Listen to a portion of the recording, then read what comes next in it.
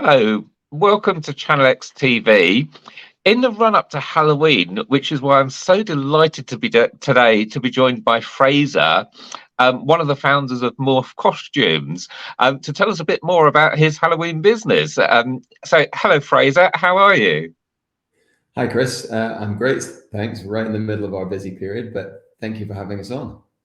Yeah, and I should emphasize your business isn't entirely based around Halloween, but I know it's a really busy time for you. But for those that don't know Morph Costumes, tell us a little bit about the Morph suits and how you got started. So this was back in about 2006. We went on a boys' weekend to Dublin, and each person had been drawn a colour and had to dress up in a costume for that. And we were one of our friends turned up in an all-in-one spandex suit, and we were walking along a street in Dublin, and about 200 people who were watching street theatre turned round, looked at this costume, had never seen anything like it, all started taking pictures of it. And throughout that whole evening, the reaction was similar. And people kept coming up to me, where'd you buy that? What is that? That's amazing. So we realized this was a bit different to any other fancy dress costume we'd ever seen in our lives before. And we wore it in a couple more events in the following months and years, and we always got this same reaction. So if you fast forward to then 2009, myself, my other founders, one is my brother, Ali Smeaton, and then my friend, Gregor Lawson, we'd been working on some side hustles alongside our corporate jobs. When we thought, why are we working on these that really aren't getting off the ground? Let's try and sell these morph suits, which is what we called them amongst ourselves, that everyone wants to buy. So that's what we did. We got started selling them. And when did it turn from you sort of operating side hustles to giving up your corporate jobs? Because I know, because I've done it, it's quite a big step to say goodbye to that regular salary and the security it gives, to effectively go self-employed, running your own business, and total faith in yourself that you can generate that income you need. I guess we struck a balance on that. So from when we first started, we kept our jobs, and the first order was for 200 suits, which arrived and went into my bedroom in our flat share. And we had a terrible website on a platform called Volusion back then, but they sold incredibly quickly. And then we put all in our life savings, and we bought 2,000 suits for the second batch. Big jump up from 200. It is, exactly. And then they sold really, really fast as well. And the reason for that, we made a couple of good decisions because we knew that people were always asking us what they're called and where to search for them. We wrote the name Morph Suits on the backside of each one. So each one that we sold, instead of people having to ask, they could just see it. So they almost drove their own viral sales. And then secondly, we had done in our jobs, we'd done a little bit of Facebook advertising when it was very early. So we understood that, and it was very early and very cheap. So we were, again, leveraging that to drive the growth. So that really got us going and got us going fast. And then after that 2,000, we were making enough money from each batch to be able to keep growing. And ultimately, in the first year, we turned over £1 million while we kept our jobs, which was far beyond multiple times our business plan expectations or even wildest dreams. And so actually, that gave us the confidence to leave our jobs after that year. I always say we weren't brave. What we did was work really hard because we came home from full-time jobs at 7 o'clock or so, and then sat down and worked from 7 till midnight. And that hard work compensated for the fact that we weren't brave enough to leave our corporate jobs. Yeah, and quite frankly, selling £1 million between three of you with the ordering the stock, the picking and packing orders, it must have been an absolute nightmare of a year for working. Oh gosh, it really was. We learned the power of delegation in our corporate jobs. So you're always finding someone else to do some of the work there. But yes, we had to get help very quickly. So actually, even 200 suits took up most of my bedroom. So when the order of 2,000 came, there was no way that could go in a London student flat. There just wasn't enough room for that. So we'd found our first 3PL by then. But yeah, we were doing the customer service, we were doing the advertising, we were improving the websites, we were doing everything in our spare time. And so, yeah, it was an awful lot of work in that first year. Now, we're coming up to the time of year for costumes. Halloween, obviously, everyone's going to be dressing up. How important is Halloween to the business today? And how many costumes are you going to be selling this year?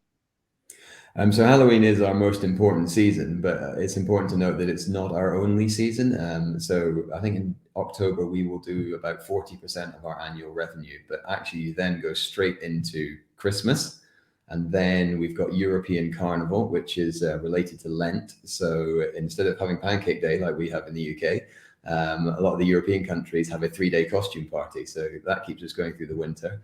And then for anyone who has kids, there's Book Day in the UK after that, where all the kids go to school dressed in book characters, which is another mini season. And then Easter after that. And we've got 2 or 3 of the best-selling Easter bunnies in the world. So that keeps us going before you then go into the sort of summer. It looks like a lull, but it's only a lull compared to the peak seasons, because every day you've got people dressing up for school projects, you've got just parties at their houses, you've got festivals, you've got stag do's, you've got everything. So there's a nice underlying demand augmented by some good peaks after that. But yeah, Halloween is the #1 dressing up season, and it's growing in countries all around the world, which is really great. How many costumes will we sell this year? In the month of October last year, we did one every 5 seconds. We've not finished October this year, and I think we're going to do one every 3.5 seconds for the whole month, 24 hours a day, which blows my mind. That is absolutely amazing, and I hate to think about the scale of the supply chain to keep that together. What is the size of the business today? I mean, you said you got to 1 million in your first year, so I'm guessing it's considerably larger than that now. And how many people do you have working in the business? It is considerably larger than that now. So last year in our reported results, we were 33 million. We finish our financial year at the end of November, and I know we're going to be above 40 million this year. Yeah, and we've grown from the 3 of us in our part-time back when we started to we've now got over 60 people working for us.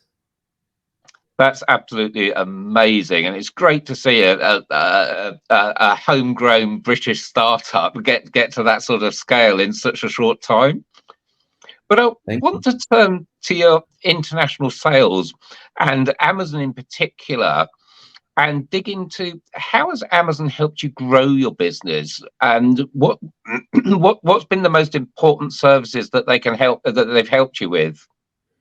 So the most important for us is FBA, because if you think of the mechanics of our business, and you alluded to it in your point about supply chain, we have this peak in October and some of the other mini peaks when we're selling a huge amount of volume. If we were running that through our own logistics, we would have to hire hundreds of people to work on the business for the peak 2 weeks, train them, and then unfortunately have to let them go after that, which wouldn't be good for anybody.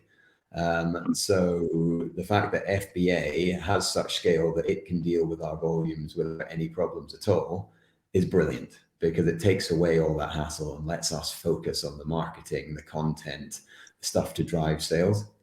And then the other part of Amazon is actually on that demand generation. Obviously, you've got the Amazon platform, which has millions of customers engaged and ready to buy, who trust their delivery promise, who trust the products that are on Amazon.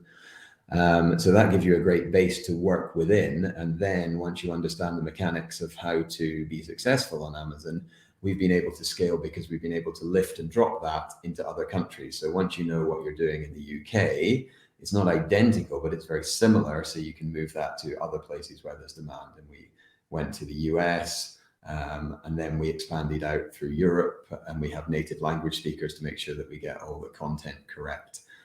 For Germany, France, Italy, and Spain. A good example of that is this year in Canada.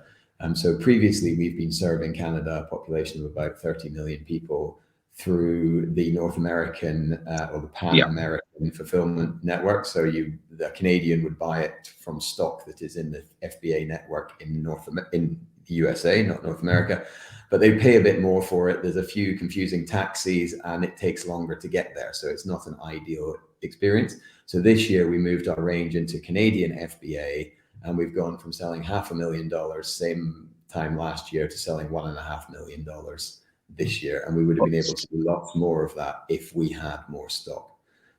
So tripled the business, and the only limitation is the amount of stock you can put in. Absolutely. And that's the lift and drop part of Amazon that makes that possible, because we knew the keywords, we knew the content, we literally knew how to work it. So we could get that sort of growth far more easily than if we'd say tried to move our website across or something like that. And has your strategy been, as you expand internationally with Amazon, to do that kind of fulfill from a neighbouring country, wait for FBA to open, and then immediately adopt FBA? Or is it that when Amazon open in new countries, like you just automatically go straight in there? Generally, we've been a little bit more cautious than that. So we like to see that there's demand first, but we've got 3 hubs, and now the Canadian will be the 4th hub where we actually hold stock. So we've got the UK. Previously, before Brexit, we used to do the EU from the UK stock using pan-European fulfillment.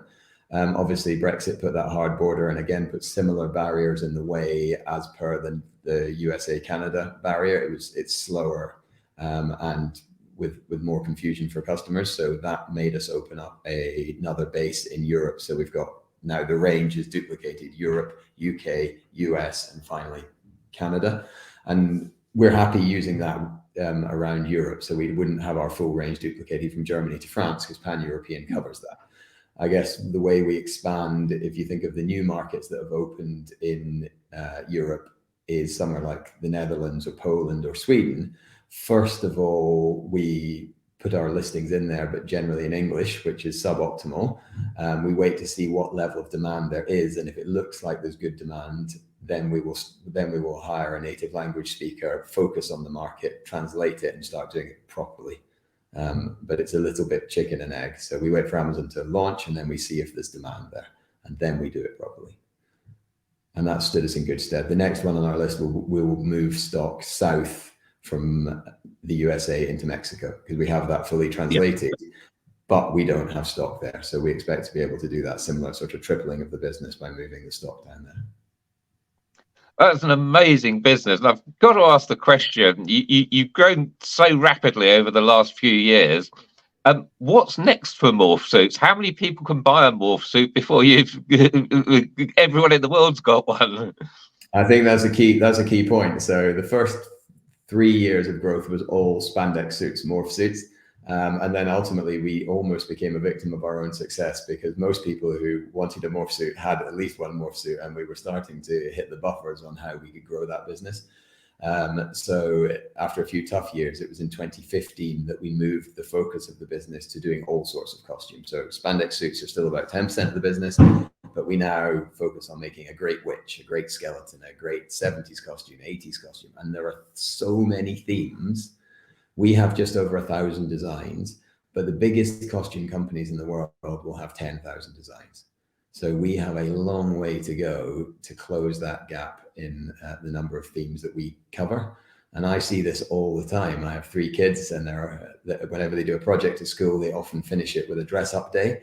And I am always surprised by how many of the themes we can't answer with our range of over 1,000 costumes.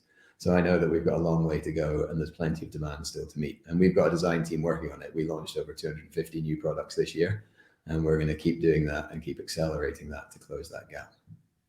And obviously, as you introduce them, you drop them into the FBA centres around the world that you're operating in, and demand grows.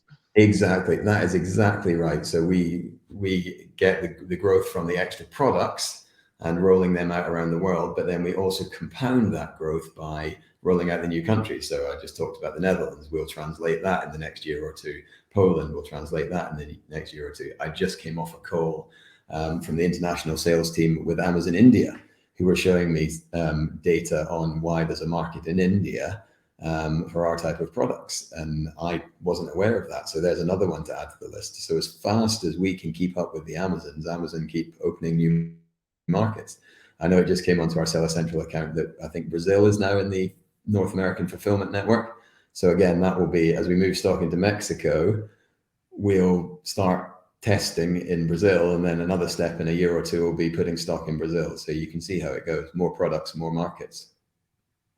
Now, we're very close to Halloween, but I'm guessing with FBA, it is not too late for anyone still looking for Halloween costumes to go and buy. It is absolutely not too late. So same day and next day shipping. So if you're partying on Saturday night, you can even still get costumes. We're checking the delivery dates because that we know that drives our sales, and we can still see you can get delivery on Saturday. And as for Tuesday, there's plenty of time for Tuesday. So yeah, still time to get a morph costume. Just search morph costumes on Amazon. Yeah, and don't forget to look for the Christmas costumes to follow on. Well, that goes straight into it. Yeah. Then we have all the elves, all the Santas, and lots of other funny ones around that wise men nativity. And yeah, as you see, lots of themes. Yeah. Well, Fraser, huge congratulations on the business, and I can't believe it grew from one person with one costume to a multi-million pound business with 60 employees. But thank you so much for your time today, and good luck for Halloween, and keeping stock in FBA and getting every order out, or letting Amazon do it for you. Thank you very much. Great talking to you.